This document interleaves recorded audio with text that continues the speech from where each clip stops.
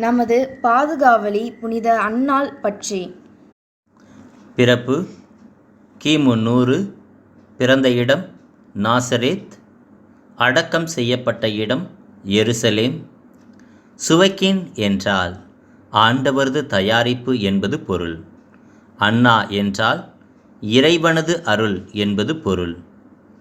இவர் திருமணமாகாத பெண்கள், குடும்ப தலைவிகள், பிரசவ வேதனையில் இருக்கும் பெண்கள், பாட்டியார், குதிரை சவாரி செய்பவர்கள் இவர்களுக்கு பாதுகாவலி. கீழநெடுவாய் பெயர் காரணம். கிபி 2ஆம் நூற்றாண்டில் கீழை மேலை சாளுக்கிய தேசங்களிலும் ஈழம் பாண்டிய சேர தேசங்களை வெற்றி கொண்ட முதலாம் ராஜராஜ சோழன் மகன் ராஜேந்திர சோழன் 1019 கங்கை வரை படையெடுத்து சென்று வெற்றியும் கண்டார். அதனால் கங்கை கொண்ட சோழன் என்ற பட்டமும் பெற்றார். அதன் நினைவாக வன்னி மரங்களுக்கு சிறப்பு பெற்ற வன்னியபுரி என்கிற வன்னியபுரத்தில் தற்போதைய கங்கை கொண்ட சோழபுரம் 1023 கோவில் கட்ட விரும்பினார். இன்றும் கோயிலில் வன்னி மரம் உள்ளது. கோயில் பணிகளை மேற்பார்வையிட ஆண்டவன் மடம் என்கிற அரசன் மடம் என்னும் இடத்தில் சிறு மாளிகை கட்டினார். அதற்கு கிழக்கே கிழக்கு நெடுவாயில் என்றும் மேற்கே மேற்கு நெடுவாயில் என்றும் 2 வாயில்களை அமைத்து காவல் காக்க ஆணையிட்டான். கோயில் பணிகளை நிறைவு பெற்றதும் அரசன் தன் மாளிகையை ஆண்டிகள் தங்கும் சத்திரமாக மாற்றினான். காலப்போக்கில் ஆண்டவன் மடம் ஆண்டி மடம் என மாறியது. கிழக்கு நெடுவாயில் கீழ நெடுவாய் எனவும் மேற்கு நெடுவாயில் மேல நெடுவாய் எனவும் பெயர் பெற்றது. ஆதாரம் விக்கிபீடியா. தமிழ்நாட்டின் தல வரலாறுகளும் பண்பாட்டு சின்னங்களும். எழுதியவர் வி. கந்தசாமி, வரலாற்றுத்துறை துணை பேராசிரியர், பழனி. கும்பகோணம் மறைமாவட்டம் கீழநெடுவாய் பங்கில் புதிய புனித அன்னாள் ஆலயம் தோன்றிய வரலாறு. ஆகாய் புத்தகம் இயல் 1 இறைவாக்கியம் 4 இந்த கோவில் பாழடைந்து கிடக்கும் இந்த நேரத்தில் நீங்கள் மட்டும் மாட மாளிகையில் குடியிருக்கலாமா என்ற இறைவார்த்தை எங்களை பாதித்தது. காரணம், பழைய ஆலயம் மிகவும் சேதமடைந்து காணப்பட்டது. பயன்படுத்தப்படாத நிலை ஏற்பட்டது. எனவே 2018ஆம் ஆண்டு செப்டம்பர் மாதம் 16ஆம் தேதி புதிய ஆலயத்திற்கான அடிக்கல் நாட்டு விழா ஞாயிறு காலை திருப்பலிக்கு பிறகு குடந்தை மறைமாவட்ட ஆயர் மேதகு எஃப். அந்தோணிசாமி அவர்களால் நாட்டப்பட்டது. ஊர் நாட்டாண்மைக்காரர்கள், இறைமக்கள், பங்குத்தந்தை மை. ஆல்பர்ட் புஷ்பராஜ் அவர்கள் முன்னிலையில் இந்நிகழ்வு இனிதே நடைபெற்றது. திருப்பலிக்கு பிறகு இறைமக்களை ஆயர் அவர்கள் சந்தித்து இந்த ஆலயம் விரைவில் கட்டி முடிக்கப்படும் என ஆசி வழங்கினார். புதிய ஆலயம் கட்டுவதற்கான பொறுப்பு பாபநாசத்தை பூர்வீகமாக கொண்டு சென்னையில் வசிக்கும் ஸ்கை ஹோம் கன்ஸ்ட்ரக்ஷன் இன்ஜினியர் ஆ. ரமேஷ்குமார் அவர்களிடம் ஒப்படைக்கப்பட்டது. பல ஆலய மாதிரிகள் காட்டப்பட்டு இறுதியில் தற்போதுள்ள ஆலயம் தேர்ந்தெடுக்கப்பட்டது. புதிய ஆலயம் கட்டுவதற்கான மன்றாட்டும் நன்கொடை பெறுவதற்கான நோட்டீஸ் மற்றும் நன்கொடை புத்தகம் தயார் செய்யப்பட்டது. புதிய ஆலயம் கட்டி முடிக்க தினமும் ஜெபித்து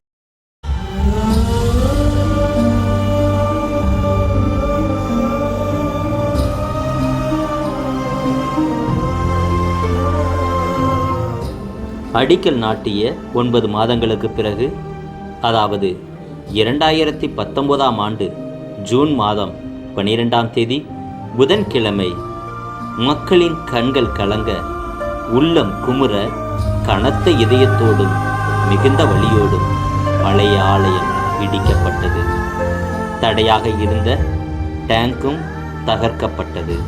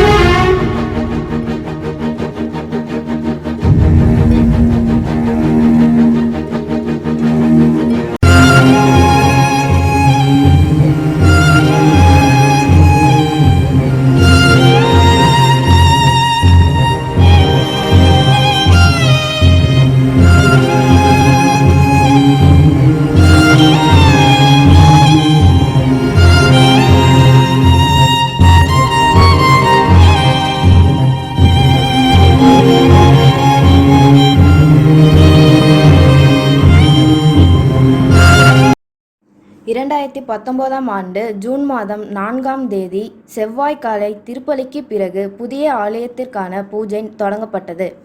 முதற்கல்லை பங்குத்தந்தை மை ஆல்பர்ட் புஷ்பராஜ் அவர்கள் எடுத்து கொடுத்தார். ஊர் நாட்டாண்மைக்காரர்கள் இறைமக்கள் ஆளுக்கு ஒரு கல் எடுத்து கொடுக்க பூஜை இனிதே நடைபெற்றது.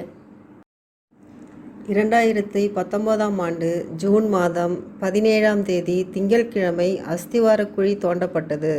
வேலைகள் ஆரம்பிக்கப்பட்டன. படிப்படியாக வேலைகள் நடைபெற்று ஜூலை மாதம் 21ஆம் தேதி அடித்தளம் காங்கிரீட் கலவை இயந்திரம் மூலம் உறுதியாக இன்ஜினியர் முன்னிலையில் இடப்பட்டது.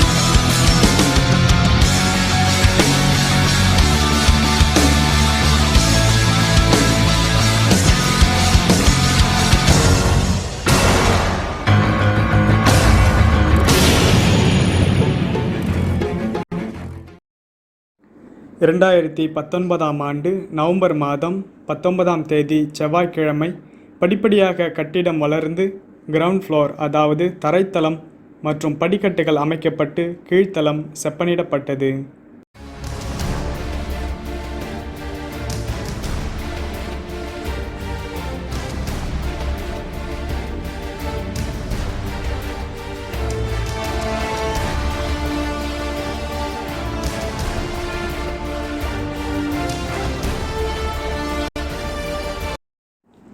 இரண்டாயிரத்தி 20ஆம் ஆண்டு பிப்ரவரி 3ஆம் தேதி திங்கட்கிழமை மாலை 5:30 மணியளவில் புதிய ஆலயத்திற்கான உறுதியான மேற்கூரை இயந்திர கான்கிரீட்டால் அமைக்கப்பட்டது.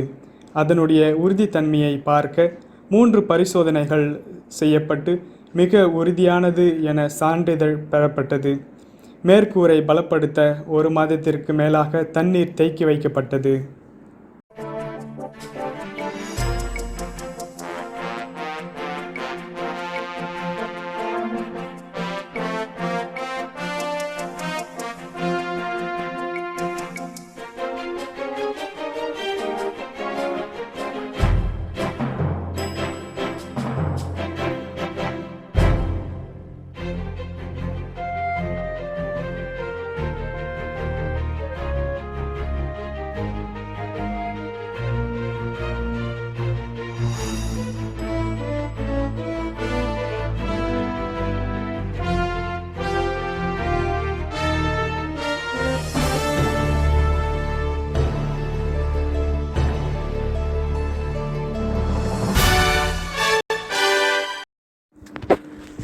இரண்டாயிரத்தி 20ஆம் ஆண்டு ஜூன் மாதம் 12ஆம் தேதி வெள்ளிக்கிழமை காலை திருப்பலிக்கு பிறகு இன்ஜினியர் ரமேஷ்குமார் முன்னிலையில் இறைமக்களோடு இணைந்து பங்குத்தந்தை புதிய நிலைமாடத்தை மந்திரித்து நிறுவினார்.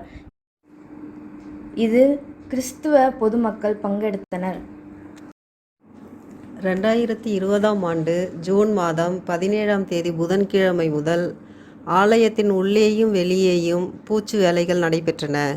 வெளிப்புறத்தில் கதவு மற்றும் ஜன்னல்களில் அழகிய ஆர்ச் வடிவிலான டிசைன்கள் செங்கல் மற்றும் சிமெண்ட் கலவையால் அழகாக அமைக்கப்பட்டு புதிய ஆலயத்திற்கான வடிவங்கள் அமைக்கப்பட்டன. 2020ஆம் ஆண்டு செப்டம்பர் மாதம் 17ஆம் தேதி வியாழக்கிழமை ஆலயத்தின் 2 பக்கங்களிலும் 2 மற்றும் 3 அடுக்கு கோபுரங்கள் விண்ணை எட்டும் அளவிற்கு எழுப்பப்பட்டன. அதோடு கூட ஆலயத்தின் முன்பகுதியில் உள்ள போர்டிகோ என்று அழைக்கப்படும் முகப்பு வாயில் பூச்சு வேலையும் நடைபெற்றது. பங்குத்தந்தையின் இல்லத்திற்கு வரும் குருக்களுக்கும் விருந்தினர்களுக்கும் தங்கும் இடம் இல்லாத காரணத்தினால் பங்குத்தந்தையின் இல்லத்தின் மேல் 2 அறைகள் கட்டுவதற்கு மேதகு ஆயர் அந்தோணிசாமி அவர்கள் பரிந்துரை செய்தார். அவரின் பரிந்துரைக்கு இணங்கி நவம்பர் மாதம் 24ஆம் தேதி செவ்வாய்க்கிழமை மேலே 2 விருந்தினர் அறைகள் கட்டியெழுப்பும் பணி தொடங்கப்பட்டது. இந்த கட்டுமான பணியில் நமது பாசமிகு பங்கு தந்தை மை ஆல்பர்ட் புஷ்பராஜ் அவர்கள் தனது கரங்களில் கருணையை ஏந்தி இரத்த வியர்வை சொட்ட சொட்ட அவரது பங்களிப்பை தனது உழைப்பின் மூலம் காட்டியுள்ளார். கொரோனா பெருந்தொற்று காலத்திலும் புதிய ஆலய பணிகளோடு இணைந்து 2020ஆம் ஆண்டு டிசம்பர் மாதம் 18ஆம் தேதி வெள்ளிக்கிழமை புனித அன்னாள் நடுநிலைப் பள்ளியை மேம்படுத்தும் வகையில் கலையரங்க மேடையும் படிக்கட்டுகளும் அமைக்கப்பட்டன. புதிய கொடிக்கம்பமும் நிறுவப்பட்டது. சமையல் அறையும் தரைத்தளம் சற்று உயரமாக உறுதியாக மேம்படுத்தப்பட்டது. மேலும் புனித அன்னாள் நடுநிலைப் பள்ளியில் புதியதாக வண்ணம் தீட்டப்பட்டது. 2020ஆம் ஆண்டு டிசம்பர் மாதம் 26ஆம் தேதி சனிக்கிழமை நமது எழில்மிகு ஆலயத்திற்கு இரும்பு கதவுகள் அமைக்கும் வண்ணம் நமது வணிக வளாகத்தில் இருந்த 2 கடைகள் இடிக்கப்பட்டன.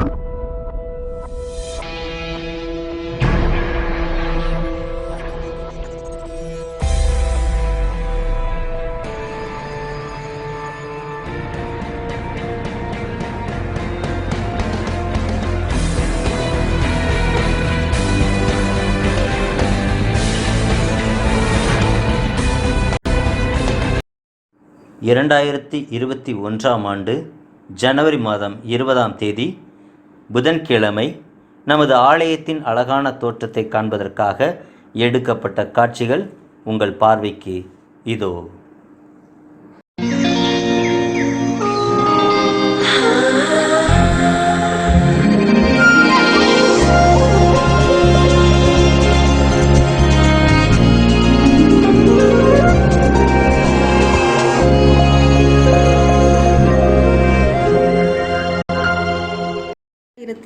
ஒன்றாம் ஆண்டு பிப்ரவரி மாதம் 6ஆம் தேதி சனிக்கிழமை 15 அடி பெரிய சிலுவை நமது ஆலயத்தின் நடுவிலும் 8 அடி உயரம் கொண்ட 2 சிலுவைகள் நமது ஆலயத்தின் 2 கோபுர உச்சியில் நிறுவுவதற்காக கும்பகோணத்திலிருந்து அருட்தந்தை டி தேவதாஸ் அவர்களால் கொண்டு வரப்பட்டது.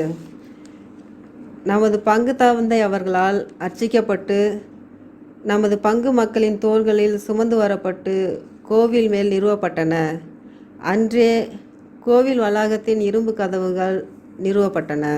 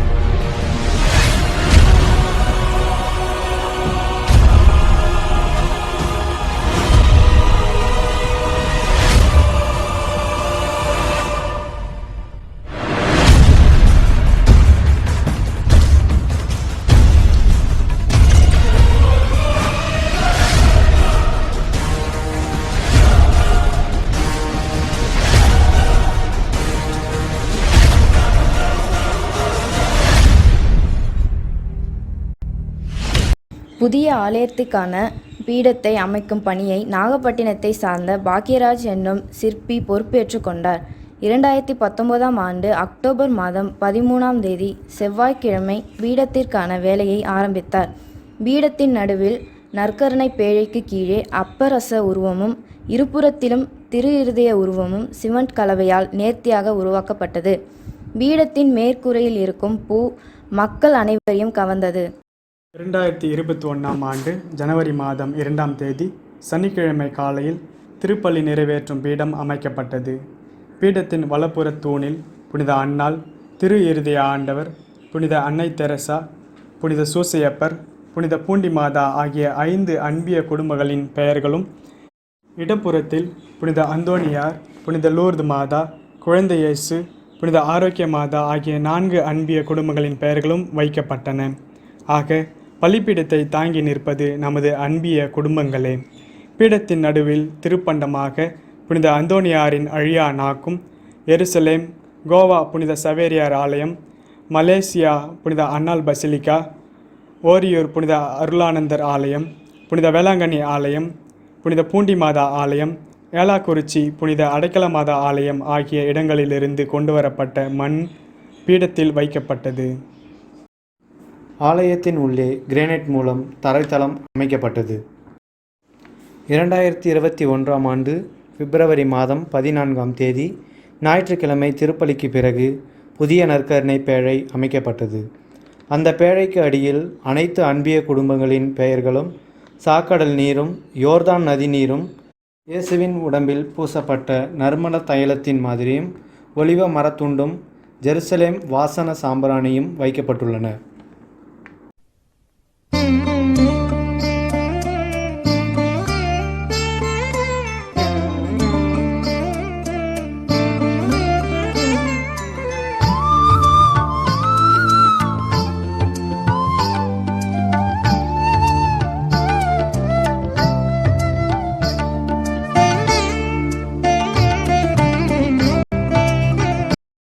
இத்தனை சிறப்புமிக்க இந்த ஆலயம் புனித அன்னாள் ஆலய திறப்பு விழா, புனித அந்தோணியார் கெபி திறப்பு விழா, புனித அன்னாள் பங்குத்தந்தை விருந்தினர் இல்ல திறப்பு விழா, புனித அன்னாள் நடுநிலைப்பள்ளி சீரமைப்பு விழா, புனித அன்னாள் மக்கள் மன்ற விருந்து உபசரிப்பு அரங்க திறப்பு விழா என 5 விழாவாக 2021ஆம் ஆண்டு பிப்ரவரி மாதம் 15ஆம் தேதி திங்கட்கிழமை காலை 10 மணிக்கு குடந்தை மறைமாவட்ட மேதக ஆயர் எஃப். அந்தோணிசாமி அவர்களால் புனிதப்படுத்தப்பட்டது. இந்த ஆலயம் அமைய காரணமாக இருந்த சேத்துப்பட்டு புனித தோமையார் ஆலய மருத்துவமனை சிஇஓவும் கீழநெடுவாய் மண்ணின் அருட்சகோதரியுமான மரிய ரத்னம் அவர்களால் திறந்து வைக்கப்பட்டது என்பது ஒரு வரலாற்று நிகழ்வு. அதற்கு அடுத்த நாள் 16ஆம் தேதி செவ்வாய்க்கிழமை மண்ணின் அருட்தந்தையர்கள் முதல் நன்றி திருப்பலியை நிறைவேற்ற மண்ணின் அருட்சகோதரிகள் திருவழிபாட்டை வழிநடத்தினார்கள். 2021 மார்ச் மாதம் 9ஆம் தேதி செவ்வாய்க்கிழமை காலையில் கும்பகோணம் மறைமாவட்ட முதன்மை குரு பேரருட் திரு டி. தேவதாஸ் அவர்கள் தலைமையில் திருப்பலி நிறைவேற்றப்பட்டு புதிய நற்கருணை பேழை ஸ்தாபிக்கப்பட்டது. இன்று கீழ்நெடுவாய் பங்கில் இந்த ஆலயம் அழகு பெற்று ஒளிர முயற்சி எடுத்த பங்குத்தந்தை மை. ஆல்பர்ட் புஷ்பராஜ், ஊர் நாட்டாண்மைக்காரர்கள், பங்கு பேரவை அன்பிய உறுப்பினர்கள், இறைமக்கள் ஆகிய அனைவருக்கும் நன்றிகளும் பாராட்டுகளும். புனித அன்னாள் ஆலயத்திற்கு வரும் பக்தர்கள் புனித அன்னாளின் பரிந்துரையால் தாங்கள் வேண்டும் வரங்களை பெற்றுக்கொள்வார்களாக. நம்பிக்கை தரும் கடவுள் உங்களை எல்லாவிதமான மகிழ்ச்சியாலும் அமைதியாலும் சந்தோஷத்தாலும் நிரப்புவாராக.